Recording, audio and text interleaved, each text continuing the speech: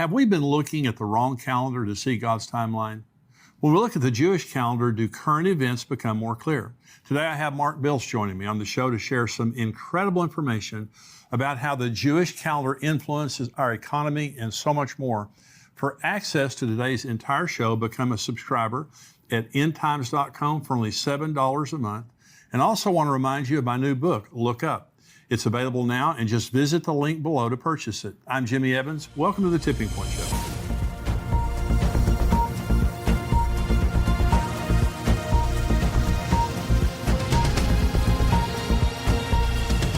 Welcome to the Tipping Point Show. I'm Jimmy Evans, and I'm honored today to have joining me again on the show Mark Biltz. He is the founder of El Shaddai Ministries in Washington State.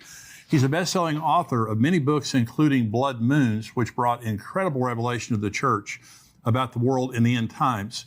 He's also a well-known and popular commentator on the biblical feasts of the Lord. Mark always brings a fresh perspective on Bible prophecy in the end times, and today we're going to be talking about his book, God's Daytimer. And Mark, it's great to have you here. Oh, it's so great to be here. All the way from Washington State, that beautiful place up there. So it's good to have you here. Well, thank you, Jimmy. It's so great. Well, you've got so much incredible revelation. Now, I mentioned the book Blood Moons, and we're going to be talking about that some. But I remember that just shook the entire church world. I mean, when you read in Joel 2 about, the moon turning blood and, the sky growing dark and all that, the sun not giving its light, you brought new meaning to that because we didn't realize it was talking about lunar eclipses. So it was a phenomenal revelation. So we're going to talk about God's Daytimer. And let me just begin by asking the question, why is being on God's calendar so important? Well, I think one of the main reasons, if you're familiar with, everyone's familiar with 1 Chronicles 12:32, to be like the sons of Issachar who understood the times. Right. We need to understand the times. In Genesis 1:14, God said he created the sun and the moon, number one, for signs, not light, not heat. It was for signs. And then it says for seasons, days, and years. Well, here's the thing. We know we're not going to use the Mayan calendar. That kind of everyone was scared about that. We're not using the Muslim calendar. It's based only on the moon. We're not to use the Gregorian calendar because it's only based on the sun. Right. And Genesis 1:14, God said we are to use the sun and the moon. And so the biblical calendar is what God uses. And then what the problem is our English. When we hear the word seasons in Genesis 1:14, we think of winter, spring, summer, fall. Right. But the Hebrew word is moed, which means an appointed time. So God has appointed times on his calendar for when he's going to intersect with human history. Right. They were also called holy convocations, the festivals, which literally means a dress rehearsal. Wow. Now, do you want to be at the wedding of the Messiah? I do. Then we need to be at the dress rehearsal. Do you want to be at the coronation of the Messiah? That's right. Then we need to be at the dress rehearsal. Yeah. We need to understand those things. So it's phenomenal to me when you understand even Messiah's life, all the things that happened. One of the most horrible things that affects marriages is to have a child die. Right. Oftentimes there's a divorce or something happens when the child dies. And that's the most horrible thing to happen. But you know what? God, the Father, said, look, I'm going to determine what day my son is going to die. I'm going to determine what time he's going to die. And I'm even going to determine what songs will be sung at his funeral. Wow. So he had King David write the funeral hymn 1,000 years before he even came. And then from Moses all the way to Messiah, every year they did the dress rehearsal of killing the Passover lamb. Oh. And that's when he died, was on Passover. Now, you remember in the Gospels, it talked about they sang a hymn before they went over the Mount of Olives. Yeah. I know the words to the song they sang. What is it? It's Psalms 118, the Hallel. Psalms 118 is the final song on every Passover. Wow. So right before he was betrayed and rejected, what are the words? Some of the words in Psalm 118? This is the stone the builders have rejected. It's going to become the headstone of the corner. Wow. And then the following morning, they sing Psalm 118 3 times on Passover. At 9 in the morning, the time of the morning sacrifice, at noon, and then at 3 in the afternoon. Wow. So what happens? At 9 in the morning, and Josephus says there were 1 million Jews that came during the time of the Messiah. Yeah. And so there's a 1 million member choir all singing Psalm 118 at 9 in the morning. And what are the verses they're singing? Here Yeshua is being tied to the cross. Wow. He's being bound. At the very moment, the high priest is binding the Passover lamb to the horns of the altar. And then what are they singing? The last verses of Psalm 118 is, bind the sacrifice to the horns of the altar. So Yeshua is hearing all these people saying, bind the sacrifice at the very moment he's being bound, at the very moment the Passover lamb's being bound. And then at noon, think about this, that's when the lights go out. The sun turns to darkness. Right. And I can just see all the Jewish people, a million of them, all of a sudden, well, they don't need their hymn book anyway. But here Messiah is now up on the cross. He's lifted up between heaven and earth. Well, they're singing Psalm 118. The right hand of the Lord is lifted up. The right hand of the Lord is exalted. And then at 3 in the afternoon, what happens? This is the very moment the last Passover lamb for the nation is slain. It's the very moment Yeshua is slain. And they're singing Psalm 118. This is the day the Lord has made. Wow. And that's so incredible. Well, yeah. What are the odds? But you're saying the calendar, God's calendar, determines those things. Everything that happens that's significant happens on God's calendar. Just like, and this was important to think about. Do you believe God's the same yesterday, today, and forever? Absolutely. If he fulfilled all the spring feasts to the day, to the hour, he died on Passover. He was buried on unleavened bread. He rose on the Jewish Feast of First Fruits. And then Shavuot, or Pentecost, most Christians don't even know the Jews have been keeping Pentecost for 1,500 years. Right. And what did Peter say? Well, these guys aren't drunk. It's 9 in the morning. That's the time of the morning sacrifice. Yeah. So even it happened. Well, if God's the same yesterday, today, and forever, if he fulfilled the spring feast to the day, he'll fulfill the fall feast to the day. Right. And they have to happen in order. He can't rise from the dead until he died. Right. And he's not going to, So the time that we're living in now, we have not seen any of the fall feasts fulfilled yet. They all are fulfilled a little bit partially. Right. What I mean by that is most Gentiles look at things linear. In the Jewish view, it's more like a slinky. Think of it as you repeat circular, but it's at another level. So you see it differently. Because I believe in one sense that Yeshua was literally born on the Feast of Tabernacles. He tabernacled among men. And I can prove that in the Bible. And then, of course, in John 7, was at the Feast of Tabernacles, when he spoke that thing. So there's multiple fulfillments. So we're about to see I don't know if it'll be the final fulfillment, Yes. the end time fulfillment of trumpets, Yes. of the Day of Atonement, Yes. and of tabernacles. Exactly. That's why you hear trumpets all through the book of Revelation. Yeah, exactly. And there's 7 trumpets. Could each trumpet happen on a different year?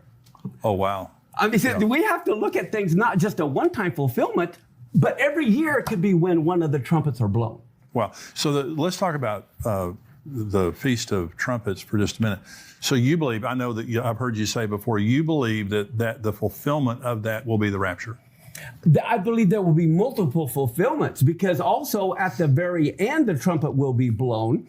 And then at the end of the millennium, the books are opened again. There's another resurrection of the dead. Right. But I believe that the Feast of Trumpets is when the resurrection of the dead will take place. So let's talk about, you're talking about economic cycles that are tied to God's calendar.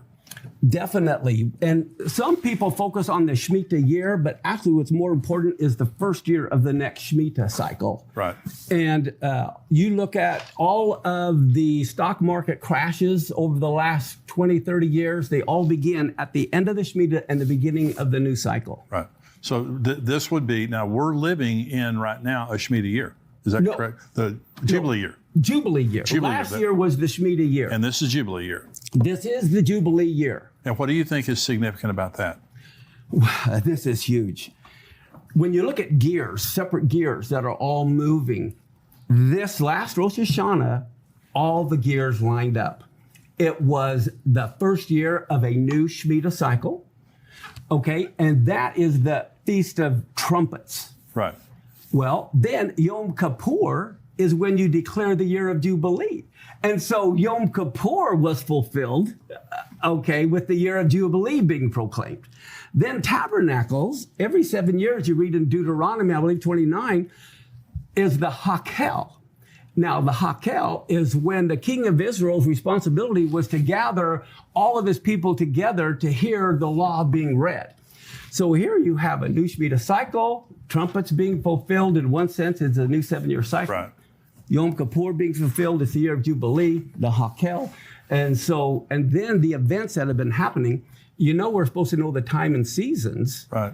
Well, the big earthquake that happened in Turkey, that just happened on what is known as the 15th day of Shavuot. And that's huge because that's the year of the trees. It's when God is watching to see who is bearing fruit. Wow. What people are, what nations are. And it was on that day in Turkey, which is the center of Africa and Asia and Europe, where all the tectonic plates are. Here we have this major earthquake, 7.8. And in research, I found out there was another major earthquake of 7.8 the same year World War I started. Wow. So I believe this is also a war cycle because the 67-year war happened the first year of a Shemitah. The 73 Yom Kippur War happened the first year of a Shemitah. Wow. You've got the Gaza War, the first Intifada, the Quartet began. I mean, it's a war cycle. It's an economic cycle. And there's earthquakes that are tied to all of that as well. One of the things that it really fascinates me is these things don't happen by chance. Exactly. And you're saying Exactly. when you go to God's daytimer, God declares the end from the beginning. Oh, you got it. Yeah. Yeah, that is the key. He declares, we don't have time to really show it on this show, but I can show you in Genesis 1:1, the first word declares everything that happened from the beginning in Hebrew. The very first word of Genesis 1:1 tells you all about the Messiah going to die. Wow. Yeah, it tells you everything about it. And I can even show you the timing of the first and second coming of Messiah in Genesis 1:1 in Hebrew. Good grief. Yeah, it's all there. It is all there, especially in the first word. So where do you believe that we are right now on God's calendar? Because this being a Jubilee year, it's a huge deal. Yes. Well, there won't be another one for 50 years. Exactly. And that's why this is so significant. Yeah. I have a list. I haven't showed you this. This is every Shemitah year and every Jubilee year all the way back to creation. Wow. And people can get it for free on our website, Go. What is your website? Tell everybody. esm.us.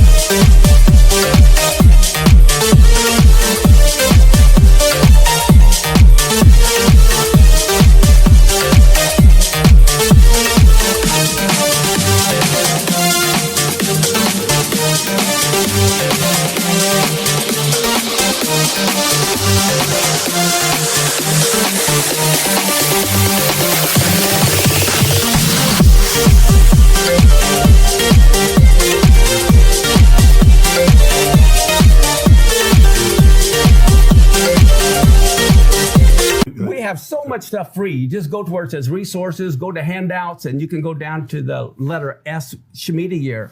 But for example, here we are right now in 20, every square is 7-year cycle. Right. Okay, so here's 2022 to 2023, and it goes to year from 5783 to 5789. That's the 7 years. The 2022 goes to 2028, 2029. But that's how I have this chart. I show where the blood moons occurred. But you see, we became a nation, okay, in 1776. Well, guess what? That was right before a Jubilee year. It so happens in 1776, Wow. That was the right led from a Shemitah year to a Jubilee year. Wow. That's incredible. But I go through and I have a lot of the key events on here in history. Well, I would encourage you to go on that website and get that. So you said on one of our shows, and people have just been talking about this ever since. So you believe that the 7-year tribulation is a Shemitah cycle. It has to be. If you remember, back in Leviticus, God commanded Israel to every 7th year, they had to set people at liberty. It was an economic. Right. This is where we get our 7-year bankruptcy law from. Right. Okay. That's right. It was an economic reset every 7th year. Well, so then what happens is now, as we look at the year we're at, we see we're entering a year of Jubilee. And so this last year was an economic reset. And in the book of Daniel, we know Daniel was Jewish, right? Right. Yeah. So he talks about 70 weeks. And they're 70 weeks of years, where we get the 490 from. Right. Well, if it's 70 weeks of years, those are all Shemitah weeks. And the whole reason they went into captivity was because they didn't let the land rest That's the right. 7th year. Yeah. And 70 times 7 is 490. So, but that's why they had to spend 70 years in captivity so the land could catch up on the rest. And so we realize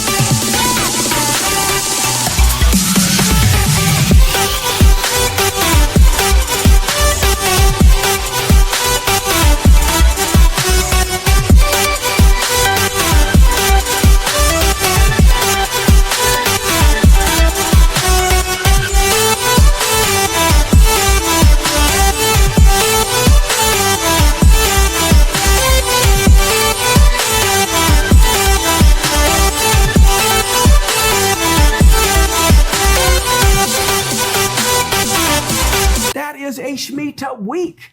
And therefore, it has to begin the first year of a Shemitah cycle.